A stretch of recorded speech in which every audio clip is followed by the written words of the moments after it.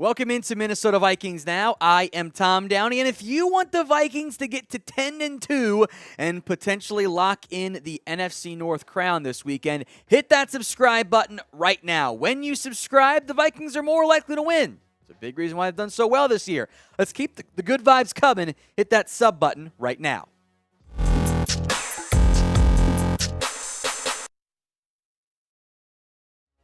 You're watching Minnesota Vikings Now. I am Tom Downey. It's a preview. We'll break down some big-time injury news as well, plus some overview of what's going on with the draft status of those first-year players, in large part because of the Andrew Booth injury. We mentioned yesterday he was getting knee surgery.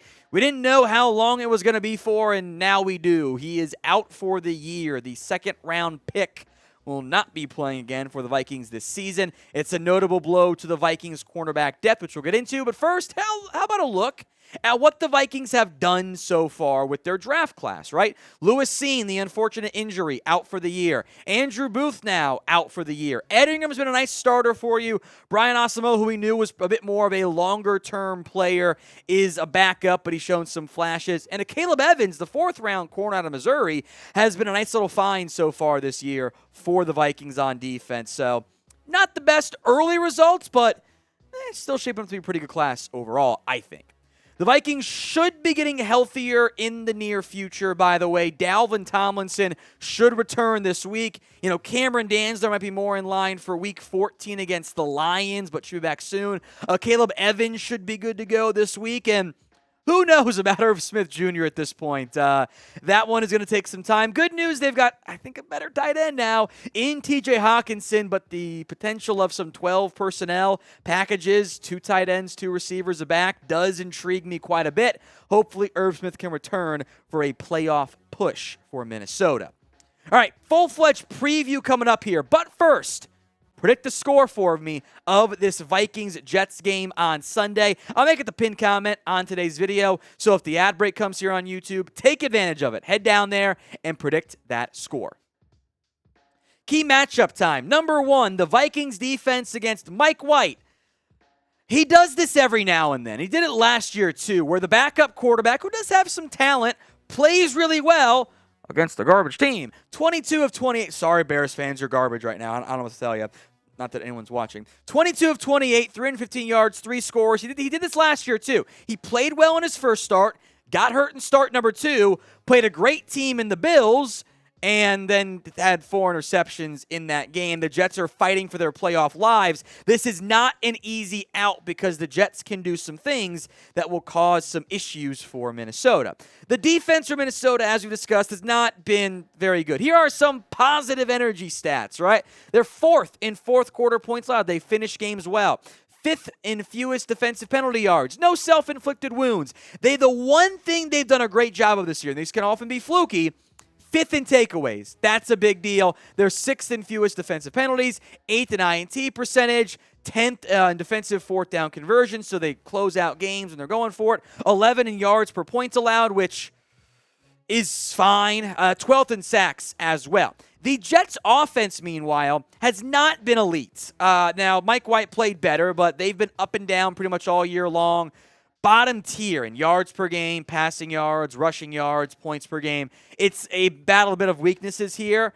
Minnesota should be able to at least limit that Jets offense more than what the Bears did. I expect, once again, by the way, it'll probably be a one-score game. That's all Minnesota plays this year, outside of the Cowboys one and Eagles. Week 2, or matchup number 2, I should say, Sauce Gardner versus Justin Jefferson, one of the already best young corners in the NFL, who, by the way, kind of gets praised as a talented young corner against still maybe the best wide receiver in the NFL, Justin Jefferson. There are many receivers across the NFL who would be like, where do I sign for this production for my entire year?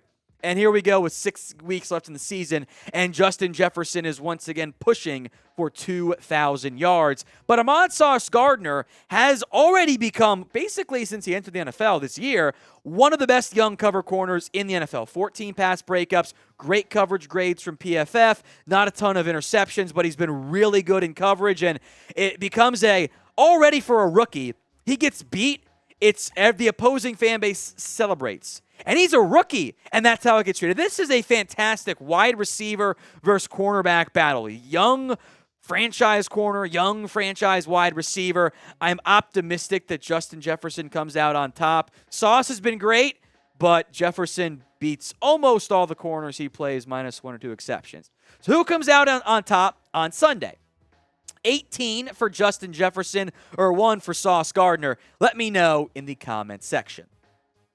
Key matchup number 3, the Vikings offense as a unit, we're going vague here, I know, against the Jets defense as a unit. Minnesota has been above average-ish overall with some of the advanced stats. 16th, and it's not advanced, but 16th in yards per game, 7th in passing yards, much lower on the ground.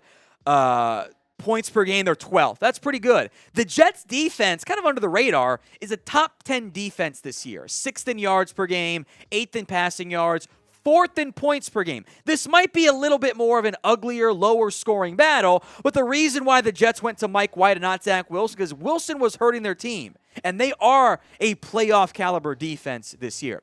More matchups coming, but first, the Vikings t-shirt combo pack is on sale when you head over to chatsports.com/VikingsCombo. Links in the comments section and the description. It's the perfect holiday gift for you this Christmas, Thanksgiving, or past Thanksgiving, whatever it is, Hanukkah.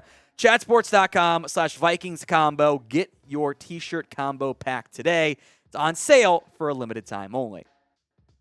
Key matchup number 4, the Jets wide receivers against the Vikings defensive backs. The Jets have very talented wide receivers. Garrett Wilson, when he's gotten the ball, has been dynamic pre- and post-catch. Corey Davis has been battling some injury. Elijah Moore has shown some flash. He's complained about it in the past. They got some good depth in Denzel Mims. And meanwhile, Minnesota is in kind of a dicey position in terms of their cornerback room. Andrew Booth is out for the year now. Cam Dantzler's banged up. Akayleb Evans has been a bit nicked up in the past. The Vikings have to find a way, especially for Garrett Wilson, to limit him. So maybe it's Patrick Peterson, the veteran, can show the rookie some things. Somebody's got to step up on that Vikings defense and limit what the Jets can do after, which is basically the Niners' Shanahan-style offense. So after-catch stuff will kill you if you don't stop them. The Vikings corners have to find a way to step up. So what is your confidence level then in the Vikings defense against the Jets this week? Let me know in the comments section. Scale it from 1 to 10. 1 on the low end, 10 on the high end. Key matchup number 5, and this is the one that worries me the most. Quinnen Williams has become one of the best young defensive players in the entire NFL. He'll get some matchups against Ed Ingram, Ezra Cleveland, and, of course, Garrett Bradbury in the Jets' 4-3 scheme. He's a 3 technique, that interior penetrating defensive tackle. Elite PFF grades, 38 pressures, and 8 sacks. That is Chris Jones, Aaron Donald stuff out of Quinnen Williams this year. He has done this before this year. He can wreck this game. Kirk Cousins, like most quarterbacks, not trying to be anti-Kirk here, but most quarterbacks, if there's pressure in your face, you are way less comfortable. You struggle, you throw off platform, you make mistakes. It forces errors when there's that pressure in your face, when you're getting the pressure up the middle. Quinnen Williams can, has, and probably will cause that pressure. I don't love the Ed Ingram matchup. Frankly, there's not many guards I feel good about with Quinnen Williams. I would hope the Jets find a way to double, or the Vikings double team Quinnen when possible with some guard center combo blocks. That is it for today's video. If you made it to the end, you are a real one. We appreciate every single person who did that. Head down to the comment section and spam a real one if you made it to the end of today's video. And producer Patrick will be sure to show you guys some love.